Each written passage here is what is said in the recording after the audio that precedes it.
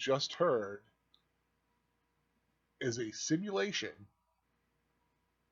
of a Sasquatch scream that haunted my nightmares from when I was a young child back in the 70s when I first heard it. It is a recording you will hear in several presentations, whether it be they have been televised or movies. I think the first time I really remember hearing it, and then I know it's in, is Sasquatch, The Legend of Bigfoot. Every time I've heard it, and it sent a chill up my spine. It raises goosebumps on almost every inch of my body, and it still does so to this day. And before I go on, I want to introduce you to Al Squatch. He's my little friend. So, hello everybody. This is Big Al, and welcome to Big Al Presents his favorite 70s Bigfoot documentaries. And you cannot start talking about 70s Bigfoot films without talking about The Legend of Boggy Creek. An absolute classic, directed by Charles Pierce, who is also responsible for another wonderful faux documentary, which is called The Town That Dreaded Sundown, which is a dramatized film based on a real situation, which is what this one is. The Legend of Boggy Creek looks into Bigfoot sightings or swamp creature sightings or whatever you want to call it of the Falk monster in Falk, Arkansas. A lot of people in the film are people who live in the town. They show several recreations of sightings. One great reproduction of an attack on a home with some truly frightening moments, especially when you're young and watching these films for the first time. Legend of Boggy Creek, of course, was a drive-in movie staple back in the 70s. I would love to see this film at a drive-in on autumn night, and that's one of the great wishes I have. But a great film, classic in almost every way. A little piece of trivia for my sci-fi friends out there: the poster art here of the creature was done by Ralph McQuarrie.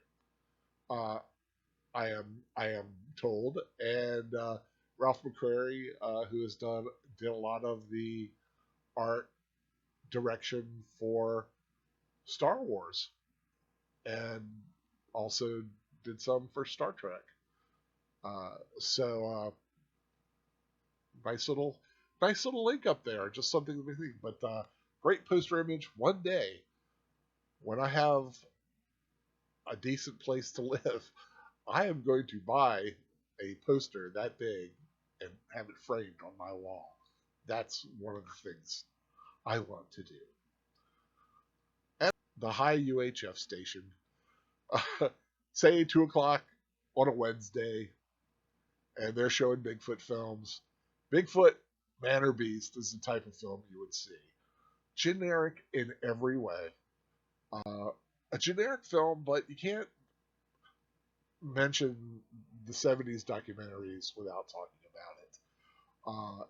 It's out there. Not one of the better ones, but like I said, can't bring it up without mentioning it. The Legend of Bigfoot, a little bit better than Bigfoot, Man or Beast. Another generic documentary. You'll find a lot of these on YouTube if you search and you have an hour and a half, 2 hours to kill and are interested in some great nostalgic documentary. Back in the 70s, before YouTube, before all these travel channel documentaries that we have today, these this was how you got your Bigfoot fix. The mysterious monsters. Yes, folks, this is, of the true documentary, one of the great ones, starring Peter Graves narrating. Uh, he takes you on the journey of the investigations and evidence into uh, many of the mysterious monsters that they are searching for. Of course, Bigfoot, the Yeti, of course, also has a good section on the Loch Ness Monster, and they talk about a few other paranormal paranormal phenomena too. Uh, Another great poster I would love to one day have, and I am lucky enough to have the book that this was based off. But yep, nice mid-70s documentary. Peter Graves, for those who don't really remember uh, him, think Mission Impossible. He was one of the original. He was the original um, main hero character on Mission Impossible. In Search of Bigfoot, 1976. This one, sometimes I get a little confused with some of the other ones. This one and the other two I discussed earlier, Bigfoot, Man or Beast, or The Legend of Bigfoot, they they kind of get interwoven in some of my memory. I'm not quite sure of some of the which memory belongs to which film, but I think this is a film that I most remember a piece of, and it is the ending where the group of Bigfoot researchers who are up in Washington around the Mount St. Helens area before the volcano. This was the early to mid 70s when it was being filmed. Uh, and they were tracking Bigfoot. They thought they had the migration patterns almost figured out. And there was a wildfire, and all their research became mute because the fire was sending animals this way and that, messing up migration patterns.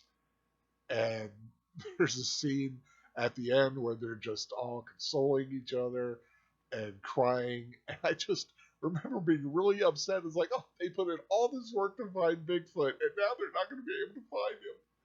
I just felt so bad for them. Okay, can't talk about my love of Bigfoot starting in the 70s without mentioning one of my favorite shows from the 70s, In Search of, starring the immortal Leonard Nimoy. In Search of has a great episode about Bigfoot research. In fact, there might be a couple of them, but one I remember very clearly from 1977. I know for sure that episode is on YouTube. I loved this show, and yes, besides Bigfoot, it had every monster: Abominable Snowman / Yeti, uh, Loch Ness Monster, even disappearances. They had a great one on the Trojan War and the city of Troy, and it just goes on and on. UFOs, um, ghosts. Oh God, I love this show. Um, yeah, I could do a big thing about this one, but I'll save that for another time. Sasquatch, The Legend of Bigfoot, 1976. Now, the reason I put this one last is that it's not really a real documentary. It is a fictionalized Bigfoot Search. A group of guys go out to the wilderness hunting Bigfoot and then talk about a variety of other sightings. They discuss the Ape Canyon attack, for those who don't know, in the early parts, early 1900s, late 1800s, early 1900s. I can't quite remember. A group of miners who lived in a cabin were attacked by some furry creatures one night, stones being thrown, screams and yells, probably hearing things very much like you heard at the beginning of this video. And they survived the night, went outside the next day. The place is trampled and ransacked and giant footprints everywhere. But they called it Ape Canyon from then on. But they have a recreation of that in here. And then the researchers themselves at the very end have their own encounter as they're being attacked by a group of Bigfoot. Great film. I remember seeing it in the movie theater, and it's a beautiful film with some great music and wilderness photography. That it really works for this, like I said, but not a true documentary by any means. At least we know now. Back in the 70s, when I was watching this for the first time, there was plausible denial if it was real or not. They kind of sold it as a true story, as you can see on the poster, the most complete and only true story of Bigfoot ever filmed. It wasn't. It was all set. It was all set up. But those are just a few of my favorite Bigfoot documentaries back in the 70s. But of course, I thought I would end with a nice little picture of Patty. For those who don't know, Patty is the name given to the creature on the Patterson-Gimlin film. Why Patty? Why? She's got boobs. Look, you can see them in this, actually. I was talking to my friend Professor Geek. He did not know that. I was like, yeah, Bigfoot has boobs. Or at least this Bigfoot has boobs. I'm sure they all have boobs. But, like, this is a female boobs. But anyway, of course, the most famous Bigfoot film of all, the Patterson-Gimlin film, taken back in 67, 68, somewhere back there. It just had its 50th anniversary a couple years ago. But a good Bigfoot documentary has to have the Patterson-Gimlin footage in it. But anyway, just want to thank you for spending a little time with me today, just on my little personal indulgence with my love of Bigfoot films. These are films I still enjoy to this day. Of course, I've seen the material dozens of times. It is not, to me, a matter of belief. Of course, I want to believe. I'd like to believe that there's a Bigfoot out there, because it just makes the world that much more interesting. If there wasn't a Bigfoot, if there wasn't UFOs, if there weren't ghosts, I think the world would be such a bland, dismal place where people just argued on Twitter. And that's kind of sad. So, as for me, my world has Bigfoot in it. And it has ever since I was a kid. And it always will be.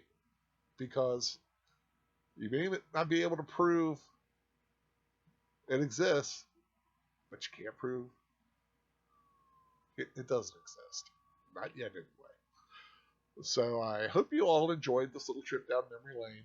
If some of you remember any other ones, please put them in the comments below.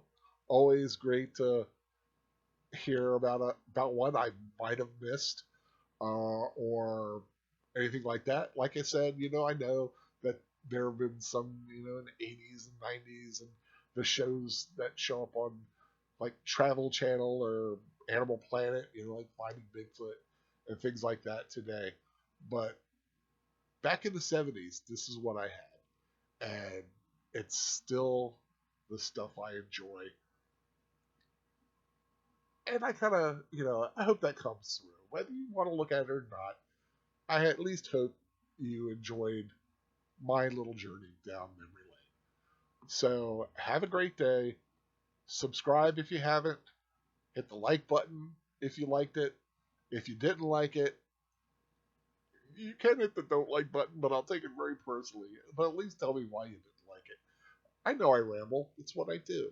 It's my station. It's how I choose to do things.